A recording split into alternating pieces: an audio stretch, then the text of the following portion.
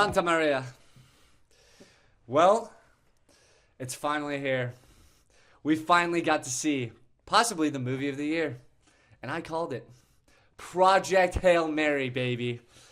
We all read the book. Mac is back to talk about the book adaptation to movie. And let me tell you guys, as a fan of the book, and this was the first book that I've ever read in my life. He might be being sarcastic about that. That's the tagline of the episode. First book I've ever... I forgot my pen. First book I've ever read in my entire life. No, but the first thing, I got to see, you got to see it Sunday, so you're like fresh off of seeing it. But the first thing I said to you when we met in the elevator was, because this is honestly the first time where I've read like a 400 plus page book and then saw the movie adaptation. I was like, 2.5 hours, they have to get everything in there. And I realized that obviously you have to cut like a majority and like a lot of like the fluff and stuff from the book. And that was kind of like my first like interpretation of it. But from what they cut out, I thought this movie was perfect. Visually stunning. Ryan Gosling killed it. Rocky is amazing. And I said in our 5 most anticipated movies, I said, all I want is my feed to be Rocky and Grace just interacting with each other. And guess what? That's all it's been for the past like day or so. But no, this was super enjoyable time at the movies. You have to see it at IMAX. I mean, it just enhances the experience. But what did you guys think of it from like a book adaptation to a movie? Well, I mean, so first of all, it's the second movie all-time standalone movie. There is a qualifier there. But it's the second standalone movie all-time to make $80 million in its opening weekend. The theaters were packed everywhere I went. Only other one to do that is Oppenheimer. Which That's crazy. Tells you the kind of company that it keeps. So it's certainly something where it lives up to our anticipation, definitely. And on top of that, this is an Amazon movie. I know, when they flared it up, I go, wait, what? Right. So this is not a movie you expect to come out of a studio like Amazon. This is a kind of a movie that you would expect to come out from, like, I mean, Warner Bros. Or, I mean, some huge studio. And it's Amazon. Studios are stepping up. This is their first giant step into something that's huge. And it took them 7 years to make this movie. It's Ryan Gosling's passion project. He had to step away in 2020 because of COVID, came back to it. I did not know that. So many details that goes into this movie that we'll get into as we go down the line. But overall, as a book to movie, it's really excellent. I warned you ahead of time. I said, everything's not going to be in this. Brett does this awesome thing as we're reading through books, which he's been doing with Pierce Brown's book now, where he'll text me as he's gotten done with a chapter and be like, oh my gosh, you'll never believe. And I'm like, I've read it before. So actually, I do believe. But he did the same thing with Project Hail Mary and Andy Weir's book. And he'd go, well, they don't get this in the movie. And every time I'd have to just go, here's the thing, though. You don't quite understand. Now you understand. Everything from the book doesn't go into the movie. But the stuff that they left off of the movie, I was absolutely 100% okay with because it keeps the movie moving at a pace that's perfect for it. They did the same thing with The Martian that Matt Damon acted in, another Andy Weir project, and it also moved at a really good pace throughout the whole thing. And it was really well done. Visuals were great. The IMAX experience adds so much to it. It was by far and away one of the most enjoyable movies we've seen in theaters this year. Mac, take my mic. Yeah, absolutely, for sure. I mean, to Gavin's point, I think the big thing with this adaptation, because you're never going to get, as you said before, like every detail in there, but the fact that they were able to hit every major moment from the book, for me, is like the key portion of it, and like really kept the movie going. Again, 2 hours and 36 minutes, which normally, for these kind of like blockbuster movies, you always want to aim closer to 2 hours. But when it comes to like this epic story, the space epic of it all, I think that if the pacing of it was very well done, and the way that they were able to, one of the key elements of the book that we were kind of sort of speculating on was like how much they're going to go back and forth between the space story and the previous on Earth story. And I think they did a really good job of balancing that mix of going back and forth where it makes sense from a storytelling perspective, from an editing perspective, of when they're going back and forth between what's going on in the present in space versus what was going on in the past in Rylan Grace's memories. And I think the way that they were able to balance that all out thematically and tonally, I thought, again, was perfect. And obviously, you guys have already hit upon it, but this is, for me, one of the most enjoyable in-theater experiences I've had in a long time, especially for a blockbuster of this nature. And I think for us, reading the book in advance helped because it gave us that extra context, and they were able to hit on it for sure in the movie. There are certain parts of the movie where even if they weren't going full in on it, you could tell that they like really were paying attention to certain details of the book, even if it was just like a nod or a wink or like a specific line. I think the way that they were able to adapt this was near perfect. 100% agree. The only complaint that I'll make about the IMAX experience and AMC Portchester, this is directed specifically at you. I'm sorry. Listen, I've had 2 experiences with you so far. I went to go see Scream 7 in IMAX, and I've now seen Project Hail Mary in IMAX. Scream 7, where there was no benefit to seeing it in IMAX. I just wanted to do it because I like the Scream movies. And Project Hail Mary, where there was every benefit to seeing it in IMAX. I had 2 different experiences. With Scream 7, the audio was perfect, the visuals were perfect, everything ran smoothly. With Project Hail Mary, where every detail of this needs to be perfect, I had 30 seconds of audio cut out, and I missed one of my favorite scenes. And then for the rest of the duration of the film, there was choppy audio during important musical moments, during important emotional moments, and everything else that kind of makes me want to take someone's head off and throw it clear across the room. Because even though I could tell what that moment was supposed to be, it did sort of pull me out of it a little bit, and I'm not going to give the movie negative remarks on that. It's you, AMC Portchester. So I went too. Did you go to Portchester? Yes, I went to Portchester. Because it's and let me tell you, Gavin, it was perfect. The only thing I had was there was like rattling in the theater. Yeah. And I was telling Brad about this before. So like the big silent space moments, like Oh my you God. hear the rattling so clear. But here's Yeah. here's what I'll take. Oh, You said also, Gosling was in the New York theater on Thursday. which when is like you 30 both- minutes away from us. Which is 30 minutes away from us. At the showtime that Mac went to go see it on Thursday. So if he'd have just traveled a little further towards New York, you could have been in the theater that Gosling went to. Just as a But fun little tidbit. I it's didn't probably wanna good break your heart because- too much, but like you could have Met Ryan Gosling. you could have met Ryan Gosling, Oh man. which I would actually have probably gotten arrested. Griff Because yeah, I would have tried. I would have tried to give him a Oh hug. my god. Griff told us this while we were on shift before you were going to leave work early to be able to go see the movie, and he literally pulled up his phone and he goes, "Oh, guys, Gosling is in New York City." And we were like, "No, he's not." And he goes, "Yeah, he is. See?" And I was like, "Mac's going to be so pissed." Why you wait until now to tell me? Oh, my because there God. was no way I was telling you while you were in Portchester at the same time seeing the movie for the exact same showtime. Because I'm going, That's crazy. Yeah. Mac would have taken the Oh, yeah. train straight into the city if he knew sure. Gosling If Tom was going to Holland, be see, there. like if Tom Holland would have done that for like Spider-Man or something, I literally would have like gasped. I So, would have probably fainted. Life so. lesson on the early Thursday preview: you should basically show up in New York City to go see it in IMAX, yeah. and just to make sure that the power couple doesn't show up there. Literally.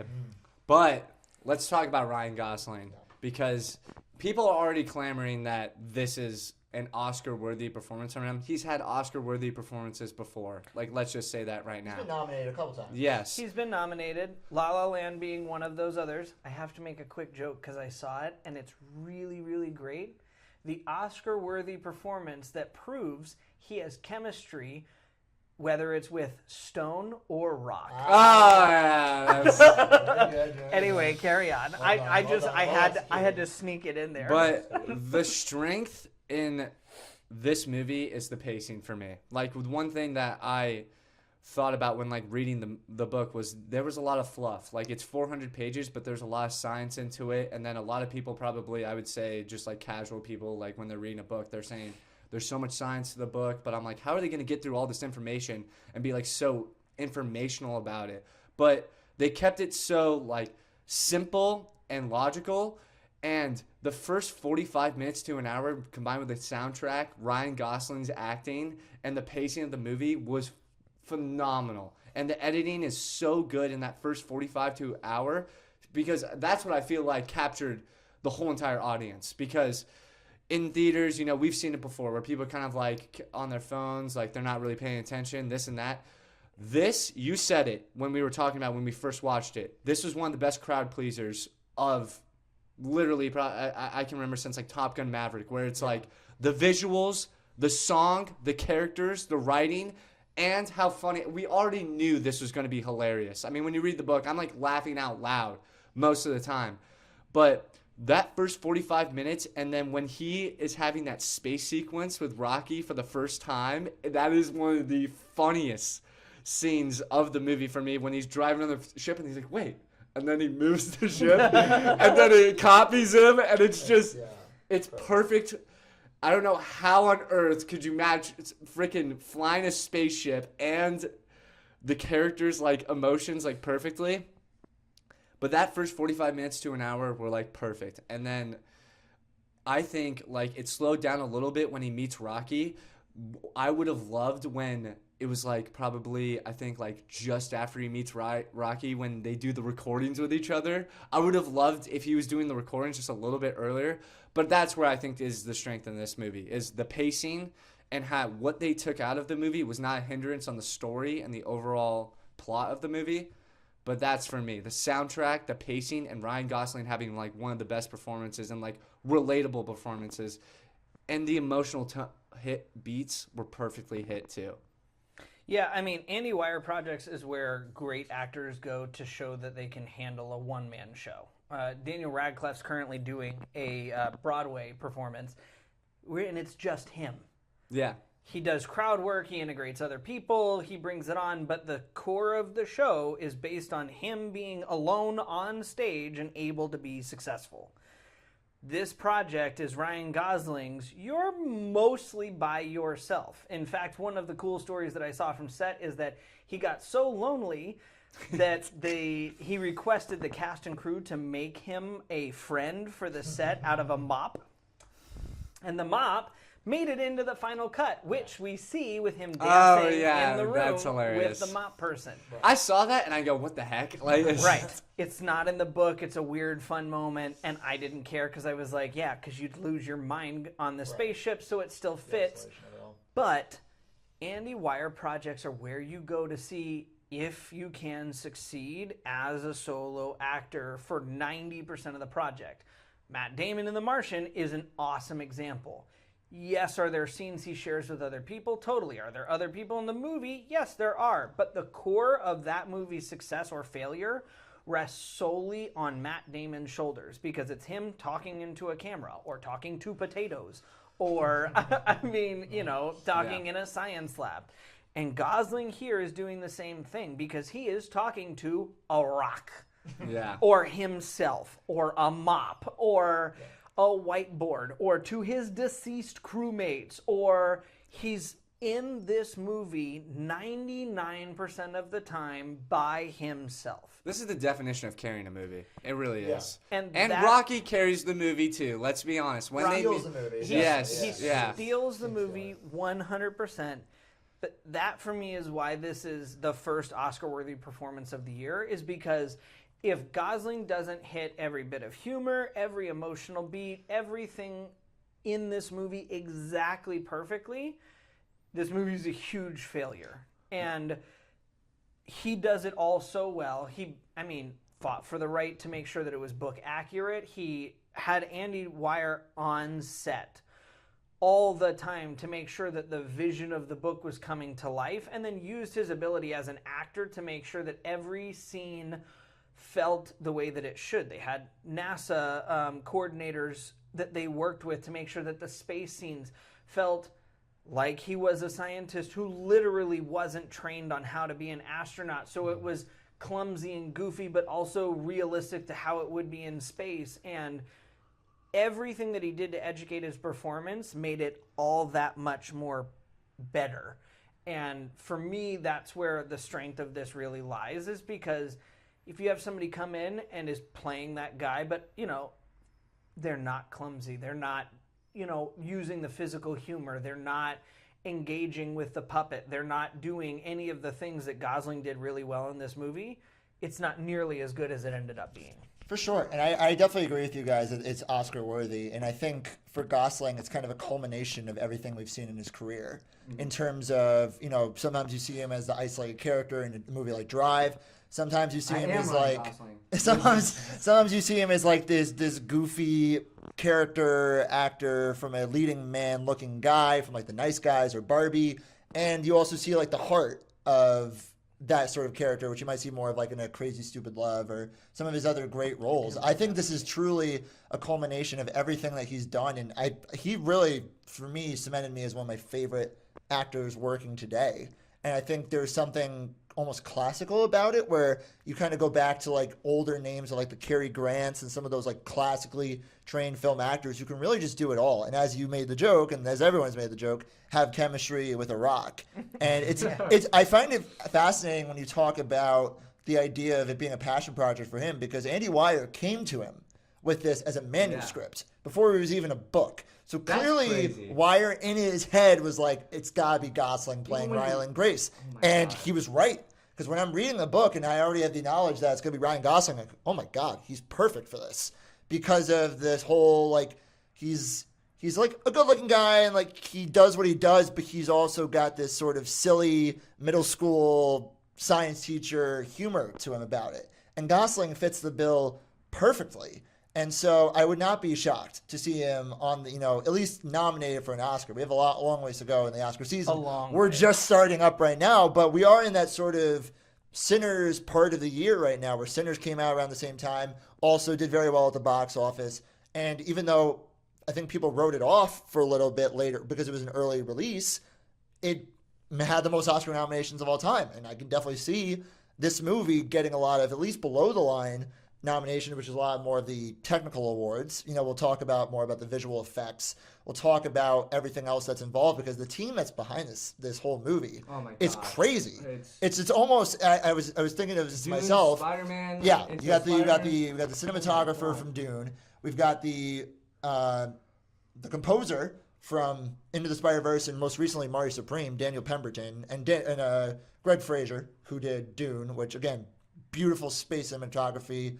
Like, the team behind this, we haven't even gotten into screenplay. Drew Goddard, who also did The Martian, has done some of our best sci-fi and horror scripts. He also helped create Daredevil, which I know is personal to you. Like, great screenplay, and you already knew how to adapt an Andy Weir project. And the Lord Miller. Let's talk about Lord Miller for a second, because like, these guys have been on a run, and they're perfect for this movie in terms of something we'll get into later more about the tonality of the heart of this movie. Obviously, the humor was there. If you've seen the Lord Miller movie, I mean, we got 21 Jump Street, we got the Spider-Verse movies. We were stripped of a Solo movie from them, which I think Disney is ruining now based on what we've seen from them. I mean, the run that they went on, the Lego movie. I mean, you can tell the Lego movie humor is in here too. What Lord and Miller were able to do to adapt this movie, it's perfect. Directors for a movie like this with the heart and humor of it all. So really, like, as a well-rounded movie, I mean, that's as good as it gets. And the main thing that I want to talk about for like 30 minutes, I'm kidding, but we have to talk about the cinematography. And, because when I was reading the book, I was talking to Gavin, and I was talking to you as well, and I was saying, I can visually see these scenes like in my head, and I just wonder. And from the trailer, immediately I said, this movie is going to be unbelievable. And because there's no blue screens or green screens and it's all on set, it gave me, if Interstellar and 2001 Space Odyssey kind of did fusion together. Like, I'm not kidding you. Like, it had the dynamic version of Interstellar, but then it also had that kind of like classical, like, feel like you're like actually in space of a 2001 Space Odyssey. And it was unbelievable. I mean, the planets, okay, I believe it's Adria, right? The green planet? Adrian looked phenomenal. Exactly how I pictured it from the book. And one of my favorite visual moments, and it's in the trailer, I mean, when they go to infrared and they start the breeding for the astrophage, and Rocky's like, what are you doing up there? And then he goes, I'm having a moment. And it's like, it's just like, we are truly, what I love about cinema sometimes is when you're watching it and you can just almost like feel the experiences that the characters are experiencing. That's what you get with this movie. It's the humor. That's why I love the first hour of the movies, because the pacing, you're in. It's simple enough to understand. The star is dying, and the stars are getting infected around us, and they need to find a Petrova line to a planet that is not infected. It's pretty simple, and everybody can understand that. And them dumbing it down for the audience and keeping it very simple in that perspective, it makes you just enjoy the ride. And when the writing, like you just talked about the directors and cast, when you have that many great creative people on a project, I mean, at that point, you're probably just throwing things to the wall and everything is working. And you guys are like, wow, this is like turning into like, especially when you have source material. When you have Harry Potter, you know you can succeed. But when you have the source material and you're able to work off that, and you have probably the most talented people we've seen in the industry, you're going to have success. Yeah. And that is, I think, a product of this movie. The cinematography looked absolutely amazing, and there were certain scenes that you talked about that cut out. I haven't been in a movie theater where people just were so mesmerized by shots and just actions of a spacecraft or what characters are going through since Interstellar. Like, seriously. When they cut out the music and you're just seeing the dramatic scene of when the astrophage is coming out of the engines and everything is going around, the gravity is pushing in on Ryan Gosling, on Grace and Rocky, everyone shut up and watch the scene. And that's what I think makes this one of the best movies of the year. And honestly, apparently to some people on Letterboxd, of all time. So it really brought back like what makes movies great and what makes seeing movies in the theater amazing. I mean, that's what I like really give credit to this. And I said it off camera, but I will say it now. Ryan Gosling had this great quote saying, it's not the fans' job to show up to the theater and keep theaters alive. It's our job to create content for them to go and enjoy at the theater. And that's what this movie really is all about. It's not I'm not going to say it's like the greatest thing I've ever seen, but man, it is one of the greatest sci-fi movies I've ever seen. It's one of the best written comedies in general I've ever seen. And having the source material and just having these fun, great characters to enjoy a 2.5-hour movie that feels like literally 90 minutes, what a freaking time it was in the theater. And it was my first IMAX experience, and thank God it was, because man, that was so much fun. Like, oh my God. Like, what did you think of the cinematography? I blabbed on for like 20 minutes there. Yeah, I know. You covered 8 or 9 points, so I'm just going to talk about the cinematography.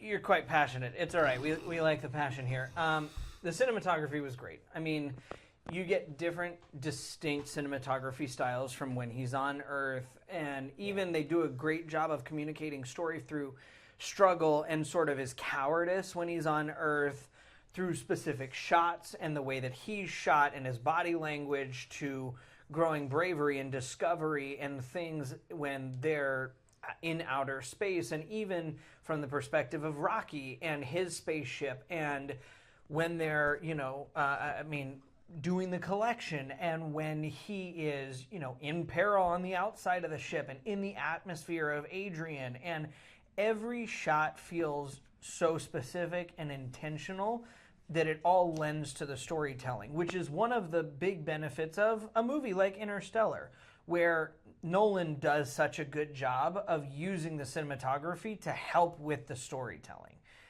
They did a really good job here of letting every part of this, the cinematography, the score, the puppeteering, even the voice of Rocky, all lend into the storytelling, the tone of the movie, so that way the humor lets up of some of the gravity and the weight of the fact that basically the world is ending, and still that they have got this impossible but potentially accomplishable mission set out before them. And everything lends to that weight, to that mission, to that story. And so it was one of my favorite aspects of the film, and that astrophage scene is one of my favorite, especially with Adrian in the background, that particular shot of him, and then just watching it flip. It'll be one of my favorite shots of the movie. And as a testament and an example, my theater wasn't as full, but I went at 10 o'clock on a Sunday evening. So I didn't expect it to be as full because it's 10 o'clock on a Sunday evening. But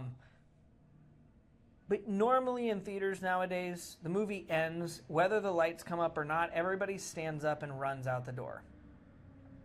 My movie ended, the lights did not come up, and every single person in that theater stayed until the last credit finished. I read every name for every person who worked on visual effects, coordinating directors, PAs, everyone. And the shots that were behind it for the photography and the cinematography were all so beautiful and mesmerizing. And everyone else in the theater stayed too. Not a single person got up from their seat. And that's a nod to how captivating this film was, which you only get through great storytelling that is lended by great cinematography.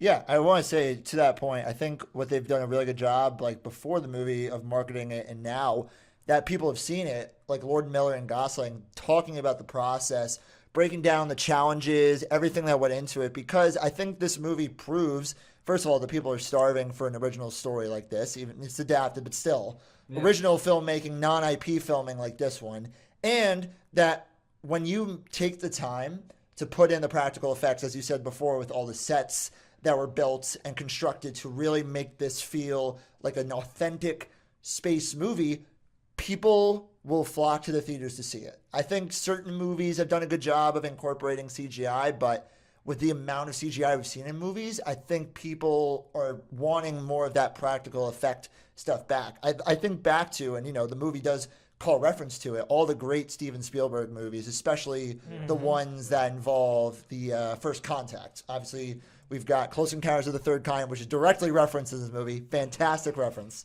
Loved it. And E.T., which in itself, the Rocky character, is direct reference to E.T. and the magic of that world. When you were talking about Interstellar and Space Odyssey, that might be the third movie I would throw in there just because of the humor and heart of it. But still, they all kind of connect in a way in terms of space, First Contact, the unknown, all those things. So I think that's what really draws people to theaters. I remember for me, when we're talking about the editing and the difference between the space world and the real world, one of the most striking visuals to me, it might have been after that scene, I can't remember for sure, the infrared scene, was after that scene they go back to Earth, and it feels like such a stark contrast because they pick like this cloudy day in like the middle of it, and it reminded me very much of like the Barbie switch, when you go from the Barbie world, which is so fantastical, to the real world, which just feels like so bleak by comparison. And I, like, in the back of my head, because we read the book, I knew, I'm like, oh my god, this is the scene where it blows up. Oh no. And I'm anticipating it, which, by the way, terrifically executed on that part. Reminded me of Oppenheimer, where you have that explosion and it, like, you see it and then it comes in. It. So just a great job there. I mean, look, we're film buffs, so we're gonna call these references, and we have a lot of breadth to compare it to. I do want to say, just going back to the real world portion of it, because again, that's where, for me in the book, I definitely think I like the space stuff more, and I think the movie nails the space stuff. In the book itself, the real world stuff, like if I had to choose between one of the two, I liked a lot. But I still think the space stuff was a little bit better. And I think they did a very good job of the real world stuff. I think Sandra Hüller is terrific in the Strahd role. I know we had talked about it before because you guys weren't as familiar with her. And it's a very important character to nail. Mm-hmm. And I think what she was able to do, the sternness, but also the sort of humor without trying to be humorous, I think she did a great job. Because I knew her, she did a couple of really good movies, Anatomy of a Fall and Zone of Interest, two very different roles. But when seeing her in those two roles, I knew she was going to be perfect for Strahd. So she nailed it. I think Lionel Boyce, who we all know from The Bear, I think did a great job in a role that I don't remember how much he was covered in the book. But he was only referenced. He was referenced, and I don't mind that the movie made him a more engaging character because it made it flow. it made it flow, but B, it gives you a better sense of how Ryland Grace really was in the lab. Yeah. Which kind of gives you a different aspect of storytelling from the movie side of things that the book didn't necessarily give. And I think the projects worked well together when they can kind of balance together. Here's what the movie can give you, here's what the book can give you. Yeah, and I think they bounced off each other really well because I knew based on like what he did on The Bear, like he's a very like bigger, imposing guy, but I knew there was a heart to him. So once you see that start to slip through, I'm like, okay, this is perfect. The way that he was placed in there. But I think a lot of that real world stuff, we were talking before about the science of it all. I think the use of montage in the first hour and a half is a really effective way of covering a lot of like what you would go chapter by chapter in the book and like still covering it, but covering it in a way that like keeps people engaged and keeps the flow of the movie going. So again, that's very much a Lord and Miller thing of the montage and like those quick sort of fast-paced scenes. But I think the way that they were able to incorporate that, I don't think that they skirted up on the science of all the movie. I think that they were able to keep it nerdy.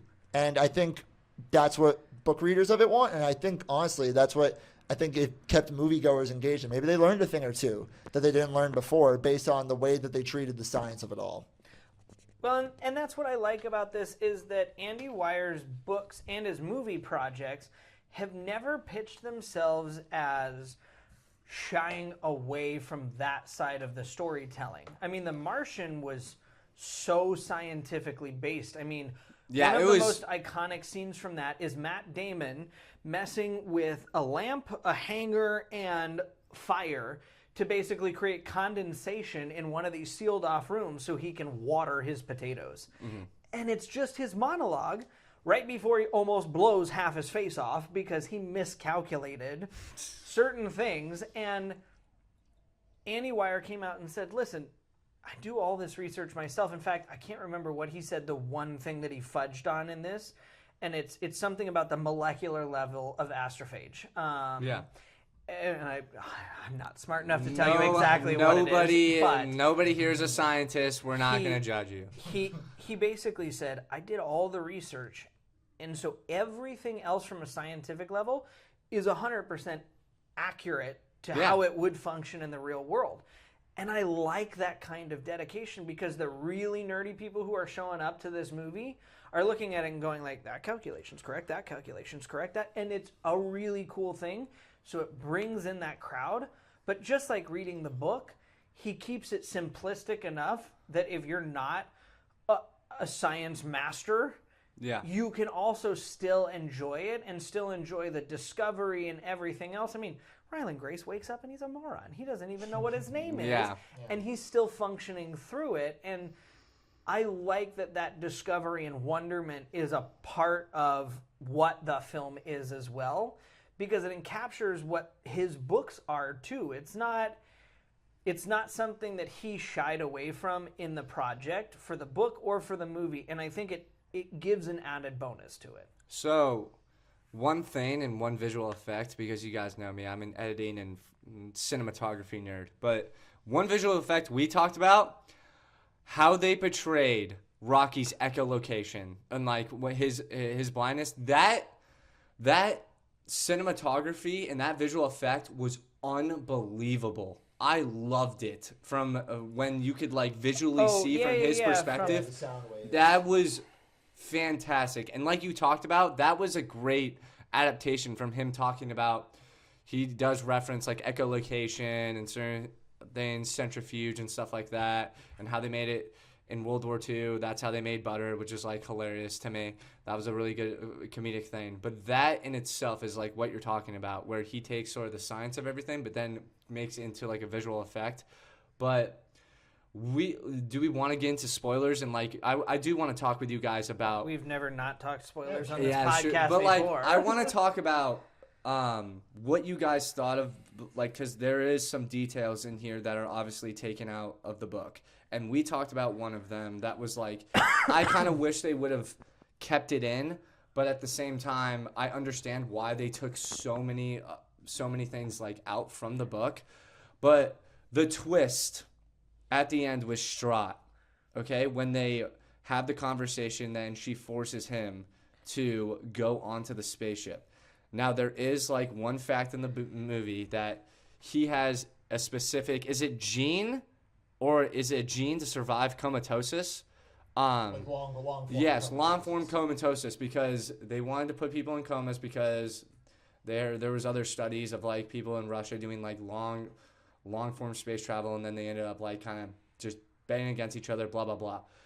But you made a great point of saying that makes him one of one, and that makes him the person that is like destined to save humanity and like do the mission in itself. Sure. And Strahd forcing him to go on this ship, and even though like he doesn't want to, it kind of gives her more character development. And it made, when I remember when I read the twist, I go, oh my god, everything that I have read has kind of like changed my perspective on so much. Everything that I thought I knew, and the details of what drug she gives him, how she ends up forcing him onto the ship. She gives him a drug to where it's like gives him just enough temporal memory loss. It's really kind of evil, but in the same way, you said it when I first brought it up. You kind of agree with her because it's saving humanity. What are you talking about? You're caring about your feelings, and like being around your classmate or being a teacher to kids who are literally going to grow up in a apocalyptic world if you do not go on this mission. So that was one thing that I felt like they probably should have kept in, because it would have given him just a little bit more character development to where it's like people would have been like, holy crap, that's crazy. But it is a lot of dialogue to explain. It is a lot of dialogue, and I think that's probably why they took it out, because for that, I think you need a longer introduction to the original astronauts. You need a longer introduction to their original training. You need to see them going through like some of the original blood tests and then the selection process. And I think if you do that, then you end up adding an extra half an hour to the movie, which then breaks up some of the scenes in space, which for a movie-driven medium breaks up the story a lot more. So for me, it's not as important, because for that situation, the way the movie portrays it, pretending we have no knowledge of the book. Yeah. Grace is still one of one. The explosion happened, everybody because else of his died. knowledge. Because of his knowledge of astrophage, because he helped create the fuel, because of his extensive training of the people who are already going up, he's still a one of one. There is still nobody else, and definitely not anybody they're getting ready in 3 hours. Yeah. So for me, he's still a one of one guy.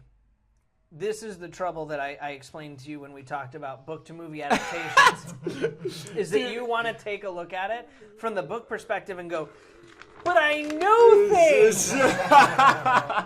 And I told you, some of this stuff is stuff you just have to kind of like let go, but in the recesses of your mind, you're always going to be back there going like, please, just listen, it's really logical. And no, it is, but I think it works just fine, because I think they still did a really good job of making Ryland the option, not an option. But that in itself, and I love your point, because you literally explaining to me, being like, no, because then they have to do this, then they have to introduce they have to have the comatose scene where they introduce like the technology and what they're using and why this is happening. Guess what? You have a 3 hour and 30-minute movie now. Right. My knowledge, I was blown away. Like I was like 2.5 hours, and I go, okay, but that makes perfect sense on like why they cut like all that stuff out. Well, right. And if you even think about the fuel line infection. Okay, so for that to happen, they showed his fuel lines getting busted. If you show Rocky building it, and then you show them filling it back up with astrophage that they've gone and recollected. Okay, so now you have to show them building it, filling it up, it getting infected, flushing it out, cleaning it again, refilling it. Now we're at a limited series, and now it's a TV show. Now it's we're not 2 a seasons, movie, and now and so like I said at the beginning of the podcast, everything that they cut out makes perfect sense, because even though that's cool stuff from the book, you look at it and you go, is it essential that they have it? No, because at the end of the line, it's Rocky gave him fuel. And why it doesn't matter is because Grace has to go back and get him. One thing that I wish they would have added, though, but they did have it, and I do appreciate them having it, was the Beatles. Like, I wish they would have given just a slight more nod to the Beatles. A little slight nod, especially since they were using their music, too, in the background. Like, it would have been nice, which was great, a part of the soundtrack. Unbelievable. So, here's the great thing to ask, though. I'm 30. Stop! No. I'm not going to live in a world where people don't know the Beatles. Like, what are we talking about here? I understand that, but you got to think, what's the average age of people who are probably going to see this movie? And do you think they know or care who the I think it would have Beatles been are? I think it would have been a cool nod. For people in You're our right, bracket you're right, and older, you're right, yes, you're but right. for the most common people to see this movie, They threw Probably like not. Once you see like Ringo, you're like, oh, okay, I get it. Yeah. You see like Ringo and George and Paul. I think what you were talking about before was like having that character who introduces him, who's one of the funnier characters of the book. Yes. he is. And there's a couple other Canadian. There are a couple other characters that they kind of like sort of conglomerize, if that's the right word, like where you sort of get them a little bit more. Obviously, some of those more scientific characters, Right. you get more of in the book. But yeah, I do agree with. In terms of, I think when I say perfect adaptation, I don't mean like it's 100% faithful. A perfect adaptation of a movie does not have to be 100% faithful to the No. book. It just has to capture the spirit and the essence of the book and translate it into a movie, which ultimately is what this movie did. Well, and I think that Great take. Thank you. the adaptation means that you hit the essentials of the Yes, story. which it does. And it hits the essentials of the story. Are there other nods you'd like to see? Well, sure. If we had, an unlimited amount of time and people would sit through a 4.5-hour movie, sure. Yeah. But the fact of the matter is the average viewer doesn't want to sit through a 4-hour movie. No. They just don't. Most movies... I do. I mean, look, to each their and own. right. And everybody's different, but the average moviegoer looks at 2 hours and 36 minutes Yeah, and by goes, itself. Oof. I might not be able to get a Avatar, drink. take notes. How about that?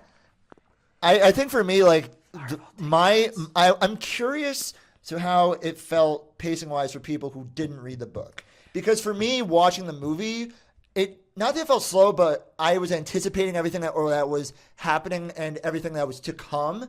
So that's why like the pacing for me was a little bit different than movies where I don't know what's happening, if that makes sense. Yeah. I think that's fair. And so Andy Weir has announced that he's writing another project and that it's set to be made into a movie adaptation. So I'll issue a challenge here for when that becomes a movie adaptation, that we all buy the book but not read it until we see the movie. Wow. Do a movie review, and then retrospectively go back and do a book review, and we'll do that in reverse and see what the differences are. That's because crazy. I'd like to see Hail Mary without reading the That's book like my whole and life. feel like what... never mind, you're not invited. You're not invited to our book club. But I think it would be interesting because it's hard to go back and retrospectively look at it and go, okay, now I wonder what that would be like going into it not knowing what's coming up next, Right. anticipating it. Yeah. But I love his work, and so I kind of feel like whatever movie he does next is probably going to be of a similar quality. And so maybe we tackle the next project without reading the book and then go back and go like, oh, okay, so that's what was supposed to happen and all the fluff. Okay. Yeah, I mean, that was, first of all, great takes by all of you guys, because I'm the person that's learning here of, I didn't read all the Harry Potter books. I just watched the movies, okay? Have you watched all the movies? I have, yes. But I haven't, I've gone Because the last time we talked about it, you said, well, I watched like the 7th movie. No. Oh, don't give me that, dude. I watched them when I was obviously a kid, but I wasn't like a super fan, so, I'm not... Okay, whatever. All right, I watched all. I'm not going to explain myself. No, and we did have a nice educational moment as to why the books and the movies are so different. But you educating me on that is like crazy, because one thing that you brought up was character intuition, and the one thing that you don't lose in this movie is character intuition from Grace. You keep the character completely, his humor, how knowledgeable he is, and also through all the creative elements from everybody behind the scenes, you keep Grace and Rocky so true to their characters from the book, and then you have a phenomenal movie. I mean, as long as you kind of stay true to the character intuition and kind of the character traits that they are in the book and the main sort of story of it, I think that's what like is a very big success from this, from an adaptation perspective, when we're just talking about the characters. Because you've brought up so many things when it comes to like Harry Potter, and I'm like, wait, what the hell? Why did they take that out? And it was, you explained to me the ending, and you're like, yeah, he just breaks the wand, throws it over the bridge, and then you explain to me why he does like so many other things because of his character intuition and like why he does it. And then I'm like, why would you not do that? But you're like, yes, because of movie adaptations. And I'm like, okay, well, right. I'm just learning this. Movie adaptations are not always faithful. They're not always great. And a lot of the times you have to look at them as separate projects, because a lot of the times they are separate projects. Andy Weir is one of those people who, so far... Is he the best? As far as book to movie adaptations... He's got two, right? I would say that... so far, that's for sure. I would say that both have been excellent. They've both been exactly what I wanted from them.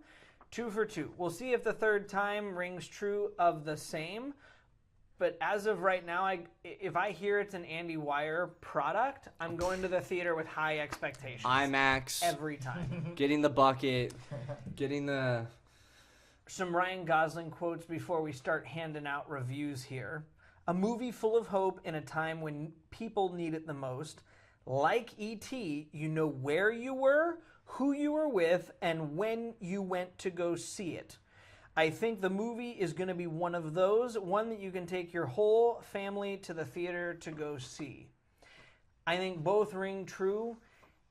He did so much in this movie, but the thing that absolutely just drove it home for how passionate he was about this project, Ryan Gosling had an earpiece, and for every line that Rocky delivered to him, his daughters would deliver the line to him, so that way the emotional weight and depth would be there. Since he wasn't able to be around his daughters for that time, he'd still have a connection with them, and that makes this movie all that much more heartwarming and wonderful and lovely. Ryan Gosling... Andy Weir, everyone. He will get nominated. I think he's just going to get nominated no matter what. Because of how revered the movie is, he will get nominated. All right, I'm going to give my score. Honestly, talking about it, I'm going to give this movie, you already said it, Mac, but I'm going to give it a 9.5. I thought it was, I was so excited, man. You should have saw me when I was about to go see it. I felt like 13-year-old kid Brett going to go see a Marvel movie. Like, I was so excited. And for me, I never got to see Interstellar in IMAX, unfortunately. I went to go see Big Hero 6, which was not that bad of a decision, I have to say. Okay, Big Hero 6 was an entertaining First movie. of all, one of the best. It's a great movie. It's one of the best animated movies. It is. Honestly, underrated too. Not talked about enough. I just watched a clip from it this morning. He sprays made me antibacterial cry on his arm, and I love that movie. It's no Interstellar. But this movie made me cry too, so unbelievable. Oh yeah, actually, before you give the rest of your review, what's the cry count between the two mine of you? Mine was 1.5. I think it's here twice. I think the one I remember distinctly was the space funeral scene. Fine. So fine. It was 2. Okay. It was so well executed. When Rocky almost dies, I just can't. Yeah, those are good too. He's tearing up. He's bringing the water. First of all, one thing that the 2 scenes that emotional beats wise, that I talked to you about that they have to nail was the crewmate's funeral. I thought that was, when I read it, I literally cried, shed a tear dropped on the page. But I have a text message that says that exact. Yes. He literally sent me a text that says, I cried, real tears, a tear dropped on the page. There are tear-soaked pages in this book, and I was like, oh my God. Okay, dude. But so then the second part, I nearly cried because, I mean, like the movie kind of visualizes, but you go on, in the book, you go on these experiences with Rocky and Grace, and you grow such a connection because there's just a little bit more in the book, obviously. And I am just having the best ride ever. And then when I literally, like, the chapter ends, and I literally thought Rocky died. And I go up to Gavin, and I go, dude, I'm not finishing this book. I was like, this is unreal. And then it was the funniest reaction from you, because you go, what? Oh, but dude, the cry count was 2. It literally, I'm not kidding you, it was so great to see people on social media just hyping up this movie, and like people even just like videoing themselves walking out of the theater with the Harry Styles song being like. Talk about a good scene from the movie that wasn't in the book. The karaoke scene with Hooler. That was amazing. We have to talk about what they added after we give our reviews, because they added some stuff. They added a scene in the ending that we talked about. They left it up to interpretation for at the end of the book. Him going home. And they actually showed what happens on Earth. That is in the book. Is it? What part? Yes, him going home. No. When the Tomoba comes to Earth. Rocky literally tells him that the sun is starting to heal. In the book. No, but you don't get to see what Strahd and. Well, no, they don't go to Strahd's perspective, but how in the world But that's an added scene! Okay, it's an added scene. It's not an added storyline, though. No, but we know that the beetle gets there. We know the beetle gets there. We know that they start the work. But that was my question, is that, like, I think the movie is saying that, like, when Rocky asked him, like, oh, we had it fixed. I don't remember if the book had, like, oh, we have, like, the ship fixed. Like, you can go home. And he's like, I'll think about it. But, because I think it's interpreted that he's just going to stay there. Like, he's like, there's no point in, like, going back. It is pretty interpreted, but the book reads that way, too. Yeah. I mean, he's happy being a teacher. Yeah. The thing that the movie left out was that he's eating me burgers, which I was a little mildly disappointed about. It's hard ending a movie with that much warmth and humanity with "I'm a cannibal now." But that's true. What was most important was the fact that they had that final shot of him in the classroom, perfect. Which was perfect, especially the joy that he's feeling, and in the little feeling, the jumping up and down. Right, yeah. All of it's so. By the good. way, how beautiful did Rocky's planet look? Stunning, like amazing. Blue, that color blue is amazing. You know that's not. What? You talking about from the outside? Yeah. No, isn't it Rocky's homeworld? So where Ryland is inside the glass bubble they built for him. I'm talking about the visual of the planet. Oh, from outer space. Yes. Oh, okay. What are you talking about, man? Like, you're acting like I didn't know the book or like something. I knew he was in sort of like a utopian too. I just wanted to check. All right.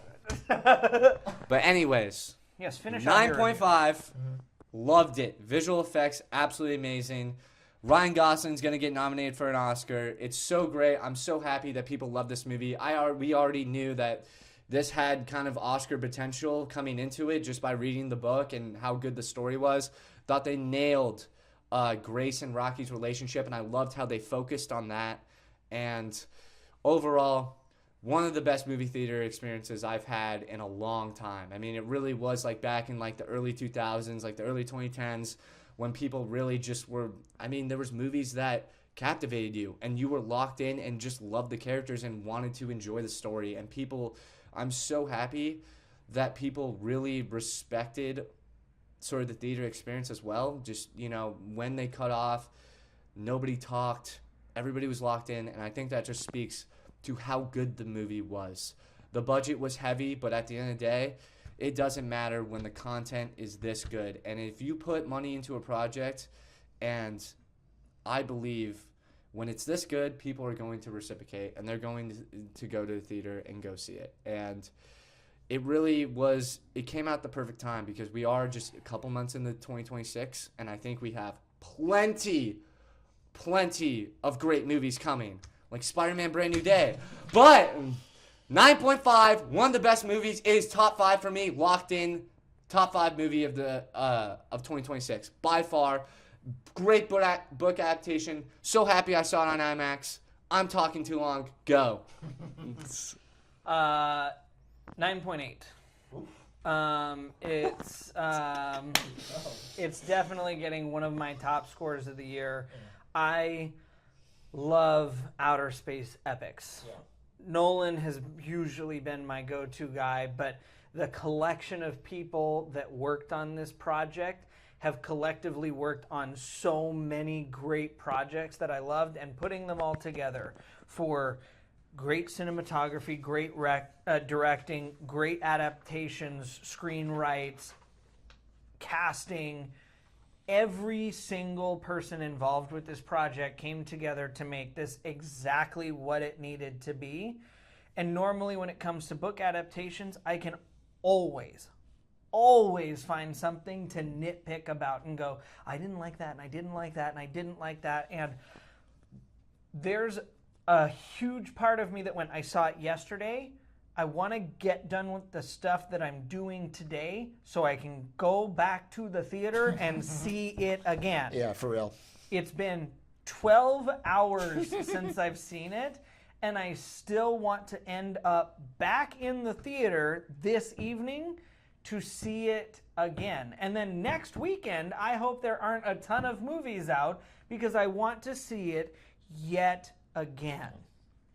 And those are the kinds of movies that, I mean, Gosling said it best, that engage us into going into the theaters. We show up at the theaters every week anyway. We are the theaters. Calm down. We are the theater. No, we're not. We have 20 people that watch us. At most. Stop it! But this is the movie that, like you said, people have been waiting for. Original stories, original content. No CGI, packed heavy nonsense. You get points for creativity, you get points for execution, you get points for hitting every single thing that you needed to. And Andy Weir, you get points for the fact that this movie's not even anywhere close to being done yet, and you've already announced your next project, and people are clamoring for it because people are so excited about the absolute pure nature of what you're doing. And I can't wait to see what you do next. 9.8. Yeah, I mean, as Brett said before, 9.5 for me. I mean, this is the movie of the year for me so far. I think it sets a bar incredibly high in terms of not only the movies that we're seeing, but the theater experiences that we're getting. I mean, off the top of my head, really, I think for me personally, I think Odyssey and Dune are the only other two movies that I think could match those in terms of, or exceed it. Again, that's just me personally in terms of like my movie taste. I know, I get it, I get it. I hope you guys enjoy your Marvel stuff. But I like it's just blockbuster filmmaking at its finest, and it's both a callback to some of the great movies, as Brett was saying before, that of our past, but it also like sets the bar of, you know, Interstellar might be the best movie of Gen Z. This could be the movie that everyone talks about 10 years from now for Gen Alpha.